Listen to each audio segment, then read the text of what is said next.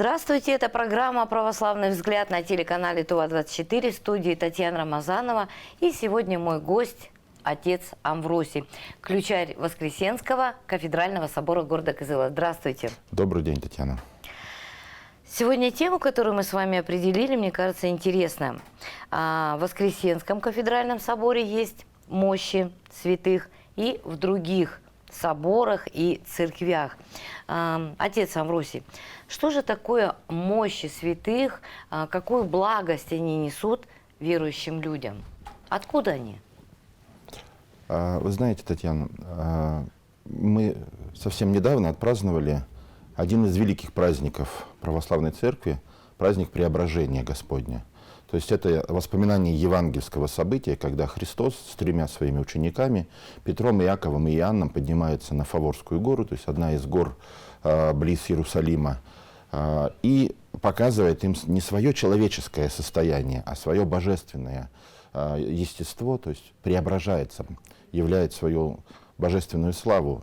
И вместе с ним являются еще и два ветхозаветных праведника, великих ветхозаветных праведника. Моисей, вождь народа израильского, который вывел его из Египта, из египетского плена, и Илия, один из величайших пророков древнего Израиля.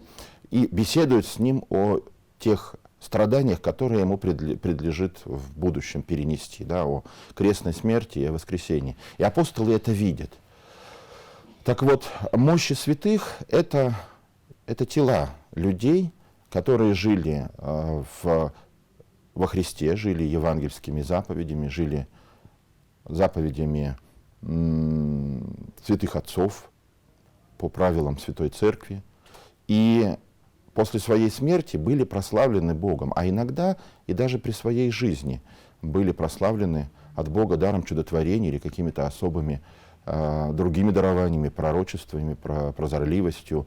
И вот после их смерти их тела часто находили нетленными, то есть не разлагающимися. Их не хоронили в каких-то особых условиях, как, например, древнеегипетских фараонов. Никаких особых способов бальзамирования к ним не применялись. То есть их хоронили в обычном христианском порядке, но бывали случаи, когда, например, при строительстве нового храма или по особому явлению этого святого его тело раскапывалось и находилось нетленным. Были случаи, когда гроб святого, например, сам по себе выходил из земли. Есть такой, даже у нас в России есть такая история, значит, одного уральского святого. На Урале есть праведный Симеон Верхотурский. Так вот, история обретения его мощей, то есть нахождения, как раз такова, что гроб начал сам выходить из земли. То есть земля осыпалась, гроб поднимался, земля осыпалась, гроб выходил на поверхность. И когда уже он полностью поднялся из земли и его перенесли в церковь, рядом с которой он был похоронен, из этой могилы забил источник, и он имеет место быть до сих пор. Один из самых известных у нас в России, в нынешней России святых, полностью нетленных, это преподобный Александр Свирский. Он и лежит-то даже в таком виде, что ноги и одна из рук видна. То есть и они полностью нетленные, сохранили все, даже вот прожилочки, все видно. Одно из самых известных мест, где таких мощей много, это находящаяся в Киеве Киево-Печерская лавра. Там несколько десятков известных мощей святых подвижников. Есть еще и необретенные, неизвестные святые. И вот то, что мы иногда видим в православных храмах, это, как сказать, для храма считается таким очень хорошим приобретением, когда есть возможность получить частицу мощей какого-то святого. Так вот, в нашем Воскресенском кафедральном соборе таковых мощей несколько. Два ковчега, то есть две шкатулки, в которых находятся мощи Киево-Печерских святых, которые по благословению ныне уже покойного блаженнейшего митрополита Киевского Владимира Сабадана перед самым вот этим трагическим событием разделения России и Украины давались всем. владыка митрополит говорил, придет время, что не все смогут приехать в Киев, поклониться святым мощам, поэтому давайте без отказа, если кто-то просит. Что такое вот эти частицы мощей? Это часть, просто взятая от тела святого. Некоторые говорят, ну это же кощунство, это же, ну как это, надругательство над телом человеческим. На самом деле это не совсем так, и об этом есть свидетельство даже от самих святых. Например, есть такая святая Феоктиста Поросская, это четвертый, по-моему, век христианства. Вот она проживала на острове, несла свой подвиг. Она во многом похожа на преподобную Марию Египетскую по своему подвигу.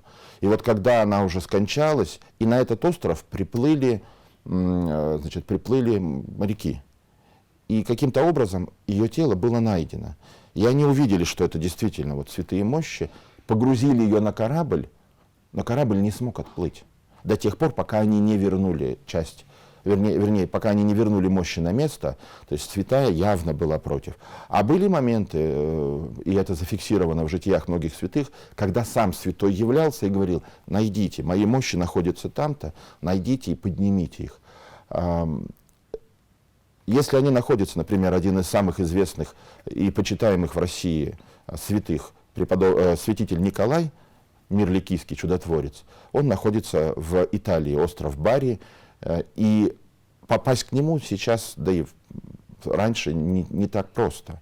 Далеко не всякий может себе это позволить. Поэтому вот несколько лет назад была привезена часть его мощей в Москву. Это было такое большое событие. Например, очень много святых мощей находится на горе Афон. Туда тоже далеко не все могут попасть, особенно женщины. Афон — это закрытая для женщин территория. Но и оттуда очень часто привозят мощи святых для того, чтобы люди могли приложиться к ним. И поэтому вот об этих святых мощах вообще спрашивают, говорят, а зачем вообще это нужно? А есть очень хорошая пословица такая, которая приложима именно к этому случаю. К пустому колодцу люди за водой не ходят. Если бы мощи не приносили пользы, если бы люди, молясь у них, не получали явных исцелений или решения каких-то своих неразрешимых вопросов, то естественным порядком люди бы перестали к ним приходить. А поскольку это происходит, и происходит и сейчас, мало того, вот, например, в Киево-Печерской лавре, помимо полностью нетленных тел святых, есть так называемые мироточивые главы. Это человеческие черепа, которые просто лежат в банке. И из них истекает такая благовонная жидкость это мира. Черепа святых? Да, это черепа святых. Они неизвестные, то есть они неизвестно, кто это. Но их так и называют отцы мироточивые главы. Вот. И эта жидкость уже в течение многих столетий истекает и не прекращается. При этом сами мощи не уменьшаются. Процесс истечения мира от мощей даже много раз зафиксирован на камеру. То есть это не то, что там монах какой-то специально для этого поставленный там шприцом тихонечко вводит эту жидкость. Нет, этот процесс, например, одной из самых известных тоже историй мироточения, это как раз упоминавшийся мной святитель Николай. Он находится в крипте, то есть в подземной части храма, католического храма на острове Бари в Италии. И там саркофаг, которым он запечатан, то есть к нему нельзя дотянуться, до него нельзя дотронуться. И вот в течение определенного времени это мира, которое истекает от его мощей, оно постоянно наполняется. Его вычерпывают и раздают верующим. Через какое-то время оно опять наполняется. Вот такой парадокс. Что означают святые мощи? Вообще церковь относится к человеческому телу в соответствии со словами Священного Писания. Апостол Павел говорит конкретно: «Вы есть храм Духа Святого, живущего в вас». То есть человеческое тело, оно не только источник греха, оно не только источник негатива, оно и источник того, что человек зарабатывает себе, как говорится, на Царствие Небесное. Почему, например, Иоанн Лествичник, отличающийся, один из святых у которого есть целая книга, посвященная достижению добродетели, которая так и называется «Лествица», то есть «Лестница». И вот он описывает прямо пошаговое вот это движение человека к праведности, вырабатывание в себе определенных добродетелей или наоборот, отказа от каких-то греховных привычек. Так вот, и он считается одним из самых трезвомыслящих святых, который вот в этом смысле очень четко, очень аккуратно, очень взвешенно подходил к многим и многим вещам и подвига, и трудов. Так вот, он, значит, понимая, как это непросто, значит, объясняет ситуацию, что человек должен двигаться очень, очень взвешенно, очень аккуратно. И церковь говорит, что, вот, например, в чине отпевания, когда мы молимся уже о усопшем, есть такие слова, то есть пометочка для священника: «И вземши», то есть взявши мощи, не труп, не тело, а мощи, исходим в храм, или потом после отпевания, и взявши мощи, идем к могиле, и там, значит, хоронят человека. Но чем отличается тело просто человека, да, хотя и христианина, от тела святого? Таковой уже обычно прославлен именно чудесами.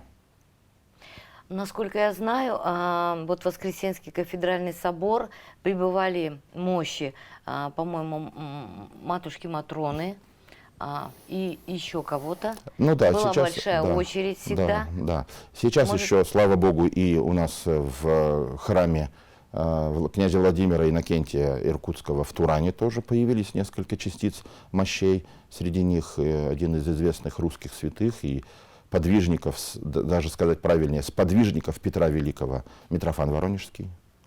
Вот, потому что это был человек, который пожертвовал на нужды государства церковную казну. Поэтому его нельзя не назвать именно сподвижником Петра Великого. И, насколько я знаю, еще в Воскресенском кафедральном соборе есть иконы святых, где тоже в самой иконе есть мощи этого святого. Да, например, есть икона. Ксения Петербургская. Нет, Ксении Петербургской мощей не существует. А что там? Там часть гробницы. Часть гробницы. Да, потому что была реконструкция. Значит, мощи блаженной Ксении как раз тот случай, когда они не обретены. Они находятся на Смоленском кладбище в Санкт-Петербурге, в часовне, построенной над ее могилой, и они не подняты. Это как раз тот случай, когда, ну вот, каким-то особым смотрением Божиим мощи находятся под спудом, то есть под землей. Находится? А там как раз часть гробницы, когда была реконструкция, новую делали каменное надгробие, и вот оставшееся, простоявшее много столетий, много десятилетий, да, значит, его разделили на несколько частей и вот давали на благословение в разные храмы. Частица мощей есть в иконе преподобного Сергия Радонежского, одного из наших великих русских святых. Есть у нас в храме икона, которую наши сами прихожане потрудились в ее создании. Это икона Спиридона Тремифунского и святителя Николая, архиепископа Мирликийских, чудотворца. Там находится только не мощи этих святых, а в одном случае это часть гробницы, да, тоже также каменной гробницы святителя Николая, а во втором часть покрова с мощей святителя Спиридона, которые очень часто вот именно раздают, есть такой момент, что раздают покрывало, которое меняется на мощах святителя Спиридона, его разрезают на несколько частей и раздают верующим для молитвенного. Если мы говорим о колодце, к которому мы не пойдем, если там нет воды, наверное, и мощи, и частица гробницы, это все обладает благостью для людей. Да, конечно. Конечно, это, вот я скажу об этом так. Есть замечательное выражение о том, что же такое все-таки тело человеческое, да, в христианском понимании. Есть такое мнение, что вот христианство это такое мрачная такая религия, да, вот, все грех, тело это плохо, значит, хотя на самом деле говорится так, вот мне нравится эта аналогия, душа это ездок, а тело — это осел, на котором ездок едет до Царствия Небесного. Если осла слишком сильно бить или слишком плохо кормить, он умрет на полдороги, и ездок не достигнет своей цели. Здорово. Вот, поэтому само по себе тело не является плохим или хорошим. Это дар Божий. Это то, что Господь творит вместе с душой человеческой. Да? Тело начинается в чреве матери с участием двух человек, отца и матери, а душа, которую Господь прямо при зачатии тела вкладывает в человека, и то, и другое равноценно важно перед Богом. Почему? Потому что воскреснем-то мы не только духовно, но и телесно. То есть на суд Божий, на пришествие Христова воскреснет, не просто явятся души, а восстанут тела. Да, в измененном виде, в другом уже бессмертном состоянии, но именно в своей целостности человек восстанет. Потому что Христос пришел исцелить не только душу, но и тело. Подтверждением этого является, что Христос явился не духовно только, а воскрес и телесно. Поэтому для человека важно и то, как он относится к своему телу, и в отношении здоровья, то есть без излишеств, да, и, с другой стороны, без какого-то излишнего негатива. Да, все подвижники говорили, плоть нужно умерщвлять, с грехом нужно бороться, но плоть — это не в том смысле, что это вот видимое тело, а привычки, какие-то слабости телесные, которые подталкивают человека к неверному, неправильному поведению, к неправильному состоянию духовному, да, которые, когда человек между тем, что хорошо, и тем, что правильно, выбирает в сторону хорошего, но не всегда правильного. Это как раз свойство плоти. То есть человек, дух — это то, что влечет человека к Богу, душа — это его личность, а тело — это то, во что эта личность облечена здесь на земле, ее материальная оболочка, которая тоже важна. Спасибо, отец Амвросий. Мне кажется, сегодня был очень интересный разговор. И те, кто нас слушал, наверняка заинтересуются. И в Воскресенском кафедральном соборе действительно есть 2 шкатулки, да? Да. Где есть мощи святых. Еще раз спасибо, отец Амвросий. Это была программа «Православный взгляд» на телеканале ТУА-24. Берегите себя. До свидания. Всего доброго.